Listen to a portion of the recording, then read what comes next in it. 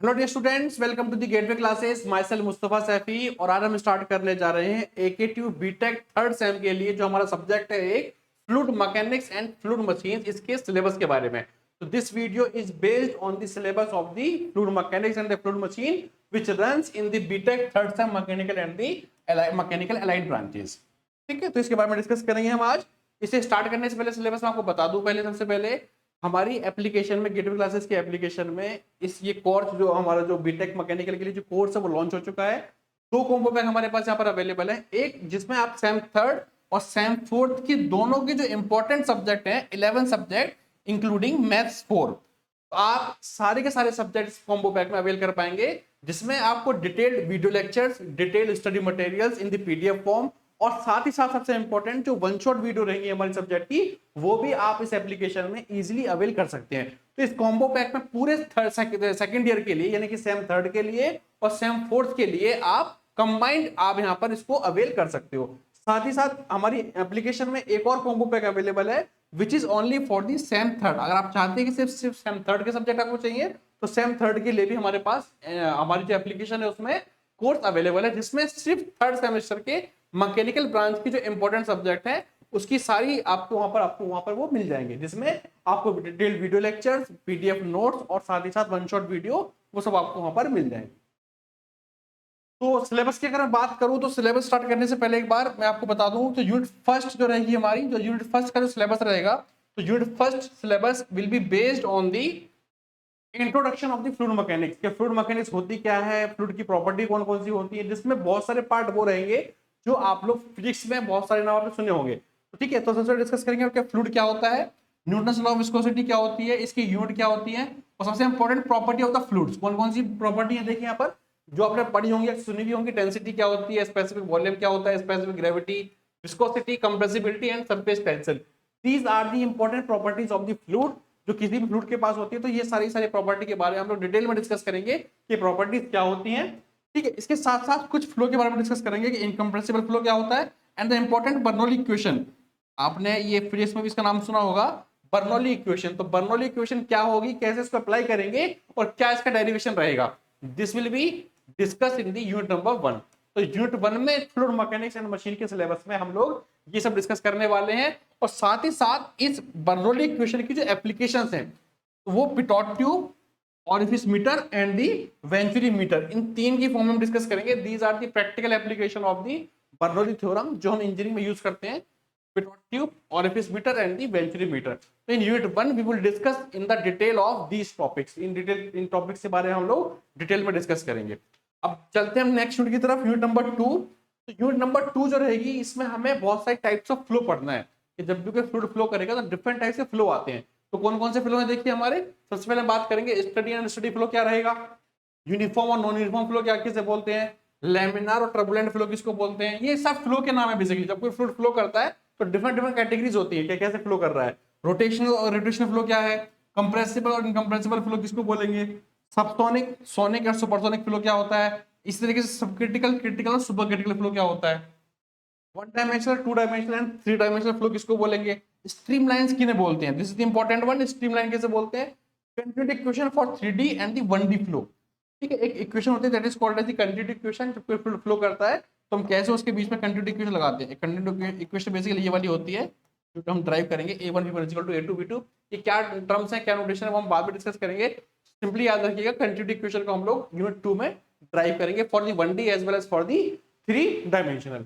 तो यूनिट 2 में हमें डिस्कस करना है बेसिक टाइप्स ऑफ फ्लो के बारे में कि कितने तरह के फ्लो हो सकते हैं जब कोई फ्लूइड फ्लो करता है। Then in unit number 3 we will discuss about the equation of motion for the laminar flow through the pipes। Basically इसमें हम डिस्कस करेंगे कि पाइप के बारे में कि पाइप फ्लो क्या होता है। ठीक है, पाइप को कैसे हम लोग लॉस होते हैं जब पाइप आपने देखा घर में जब पाइप फिटिंग होती है तो कई बार पाइप को जब फिट करते हैं तो कई बार हमें पाइप में बैंड लेना होता है। इस तरीके से एल्बो लगाते हैं, एल्बो लगा देते हैं एल शेप की, तो इस तरह से कनेक्ट करते हैं। कभी कभार क्या होता है जो डायमीटर जिसका ज्यादा होता है एक कम डायमीटर वाले पाइप में हमें कनेक्ट करना होता है, या उल्टा हो सकता है कम डायमीटर वाले पाइप को भी ज्यादा वाले में कनेक्ट करना होता है। तो ये जो हम यहाँ पे कनेक्शन कर रहे हैं बेसिकली, तो यहाँ पे लॉसेस होते हैं। बेसिकली जब भी पाइप को आप कनेक्ट करोगे तो कुछ लॉसेस होते हैं पाइप में। तो पाइप में लॉसेस दो तरह के रहते हैं, माइनर लॉस, मेजर लॉस, वो डिस्कस करेंगे कि कितने तरह के लॉसेस होते हैं। पाइप को सीरीज में कैसे लगाते हैं, पैरेलल में कैसे लगाते हैं, फ्लूइड फ्लो कराने के लिए वो डिस्कस करेंगे। कितना पावर ट्रांसमिशन होता है पाइप में, ठीक है, वो भी डिस्कस करेंगे। इसका डेरिवेशन होता है कि पावर कितनी ट्रांसमिट कर सकते हो, तो इसका फॉर्मूला हम लोग ड्राइव करेंगे for the pipe scenario. Then siphon क्या होता है, साइफन के बारे में डिस्कस करेंगे। वाटर हैमरिंग क्या होती है ये डिस्कस करेंगे। बाउंड्री लेयर थिकनेस क्या होती है, तो boundary layer thickness, boundary layer over a flat plate, laminar boundary layer, application of the momentum equation. तो यहां तक हम डिस्कस करेंगे बाउंड्री लेयर के बारे में। Then we will discuss about the momentum equation, turbulent boundary layer, laminar sub layer, separation and its control, and importantly drag and lift. ये वो टॉपिक है जो हमें यूनिट 3 में कवर करनी है। बेस्ड ऑन दी हमें बेसिकली क्या क्या पढ़ना है इसके अंदर, पाइप फ्लो के बारे में पढ़ना है कि पाइप फ्लो कैसे होता है, पाइप को कैसे कैसे कनेक्ट कर सकते हैं वो देखेंगे, कितनी पाइप से हम लोग पावर ट्रांसफर कर सकते हैं वो देखेंगे। साथ ही साथ हम डिस्कस करेंगे लैमिनार फ्लो और टर्बुलेंट फ्लो के बारे में, कि जब भी किसी पाइप से कोई फ्लो अगर हो रहा होगा तो लैमिनार फ्लो में और टर्बुलेंट फ्लो में कितना कितना, उसमें हम लोग कैसे देख सकते हैं कि क्या उसके अंदर बाउंड्री लेयर बन रही है। ड्रैग और लिफ्ट क्या होता है ये भी डिस्कस करेंगे। जब हम डिस्कस करेंगे तो इसमें देखेंगे ड्रैग क्या होता है और लिफ्ट क्या होता है। आगे चलते हैं यूनिट नंबर 4। तो यूनिट नंबर 4 जो रहेगी हमारी, that is based on the, basically ये जो पूरी यूनिट है हमारी, this is based on the turbines. Turbines क्या होते हैं, तो टर्बाइंस पढ़ने से पहले हमें क्या करना पड़ेगा, हमें टर्बाइन पढ़ने से पहले हमें देखना होगा कि फोर्स एनालिसिस कैसे करेंगे। तो टर्बाइंस क्या होता है, वाटर टर्बाइन, जो वाटर की ब्लेड, जो वाटर की जेट होती है वो एक ब्लेड पे स्ट्राइक करती है, तो इसकी वजह से ये ब्लेड आपकी मूव करती है, तो टर्बाइन आपका रोटेट होता है। तो रोटेट होने से पहले हमें पता करना पड़ेगा कितना फोर्स लग रहा है।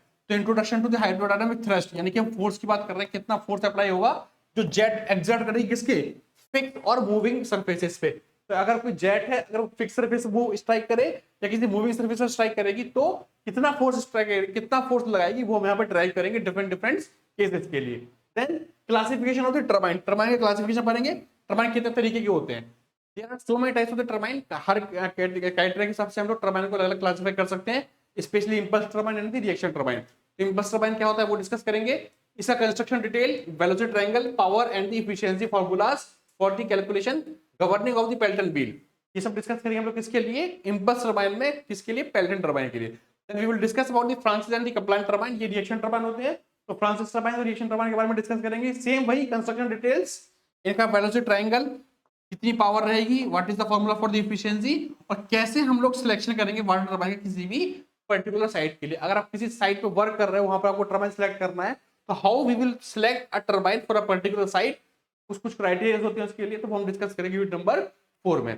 इस सब्जेक्ट की यूनिट नंबर 5 जो रहेगी, that is based on the pumps. जो पंप्स होते हैं, तो पंप क्या होगा, ठीक है, specially centrifugal pump, classification of the pump पढ़ेंगे, इसका वेक्टर डायग्राम पढ़ेंगे, कितना बर्डन होता है, इंपेलर किसे बोलते हैं, एफिशिएंसी कितनी होती है सेंट्रीफ्यूगल पंप में, स्पेसिफिक स्पीड क्या होती है, कैविटेशन और सेपरेशन क्या होता है, this is the important term, इससे कई बार क्वेश्चन आता है, ठीक है। कैविटेशन क्या होता है, सेपरेशन क्या होता है। रेसिप्रोकेटिंग पंप, दो तरह के पंप पढ़ने, एक सेंट्रीफ्यूगल पंप पढ़ेंगे, साथ साथ में पढ़ेंगे तो रेसिप्रोकेटिंग पंप क्या होता है, ठीक है। रेसिप्रोकेटिंग पंप के साथ साथ में इसका indicator diagram, this indicator diagram very important from the exam point of view. Effect of acceleration बहुत ज्यादा इंपॉर्टेंट है, ये क्वेश्चन वो ये टॉपिक वो लिखे हुए हैं जिनसे हर साल आपके एग्जाम में क्वेश्चन आते हैं, ठीक है। तो इंडिकेटर डायग्राम क्या होता है, इफेक्ट ऑफ एक्सेलरेशन कैसे आएगा, एयर वेसल क्या होता है, this is also important, air vessel के बारे में डिस्कस करेंगे। एयर वेसल बेसिकली यूज किया जाता है पंप के अंदर, रेसिप्रोकेटिंग पंप में, ठीक है, to reduce the losses. Comparison of the centrifugal and the reciprocating pump, तो बेसिकली हमें पंप में इसमें यहाँ पर इस वाली यूनिट में centrifugal pump versus reciprocating pump, इन दो के बारे में बात करेंगे। सेंट्रीफ्यूगल पंप क्या होता है और रेसिप्रोकेटिंग पंप क्या होता है, इनमें डिफरेंस क्या होता है, कैसे कैसे हमको डिफरेंशिएट कर सकते हैं, और कैसे हम लोग सेंट्रीफ्यूगल पंप से और रेसिप्रोकेटिंग पंप से पावर या अदर चीज बर्डन की वैल्यू को पता कर सकते हैं। This all will be discussed in the unit number 5। तो this is all about the syllabus of the fluid mechanics and the fluid machine. इस सब्जेक्ट को मैं ही पढ़ाऊंगा, तो आपको इससे अवेल करने के लिए एप्लीकेशन से हमारे जो कोर्स दिए गए हैं, मैंने जैसे पहले बताया था, वहां पर 2 कॉम्बो पैक अवेलेबल हैं। एक पूरे सेकंड ईयर के लिए जिसमें 3rd सेमेस्टर और 4th सेमेस्टर के सारे सब्जेक्ट कवर होंगे इंक्लूडिंग मैथ्स 4, और एक और कॉम्बो हमारे पास अवेलेबल है केवल 3rd सेमेस्टर के लिए, जिसमें केवल 3rd सेमेस्टर के सब्जेक्ट हमारे इंक्लूडेड हैं, जहां पे आप इस सब्जेक्ट को या इसके साथ साथ जो मेजर सब्जेक्ट और भी हैं उन्हें वहां पर इजीली वहां पर आप पढ़ सकते हो, स्टडी कर सकते हो, जिसमें आप में वहां पर आपको मिलेंगे डिटेल्स वीडियो लेक्चर्स, ठीक है, पीडीएफ नोट्स, प्लस जो आपके प्रीवियस के क्वेश्चंस है वो, और प्लस जो वन शॉट वीडियोस हैं, तो वन शॉट वीडियो भी आपको कहां मिलेंगी, वो आप एप्लीकेशन पर ही उन्हें इजीली अवेल कर पाएंगे, क्या कर सकते हैं। This is all about the syllabus of the fluid mechanics and the fluid machine, and the details lecture will be uploaded on the applications very soon. ठीक है, थैंक यू वेरी मच। कोई doubt है, कुछ पूछना है, आप लोग message कर सकते हैं, कॉल कर सकते हैं, आप उसके लिए वेलकम है। हम लोग मिलते हैं बहुत जल्दी। ठीक है, थैंक यू वेरी मच।